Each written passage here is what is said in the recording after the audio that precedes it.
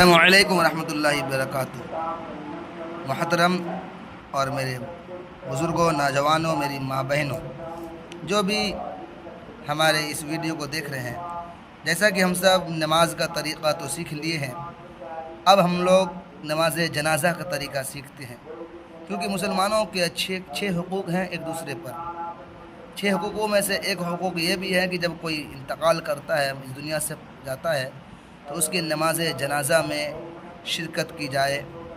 तो चलिए आज हम लोग उसी को मुख्तसर अंदाज में सबसे बेहतर तरीके से सीखते हैं।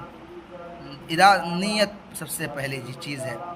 नीयत, दिल में इरादा कर लिए कि हम नमाज जनाज़ा पढ़ने जा रहे हैं, नीयत हो गई। लेकिन हाँ, ज़बान से इकरार कर ले तो बेहतर है। चलिए हम लोग जो आजकल मशहूर है ज़बानों से कहना और सवाब में बढ़ोतरी भी होती है, चलिए ज़बान से हम लोग भी सीखते हैं किस तरह नीयत करेंगे। नीयत करता हूँ मैं 4 तकबीर, नमाज जनाज़ा फ़र्ज़ किफ़ाया, सना वास्ते अल्लाह ताला के, दुआ वास्ते इस मैयत के, पीछे इमाम के, रुख मेरा क़िबला की तरफ, अल्लाहु अकबर। ये पहली तकबीर और हाथ बाना जाएगा कानों तक उठाकर, अल्लाहु अकबर। उसके बाद ये पढ़ी जाएगी सना।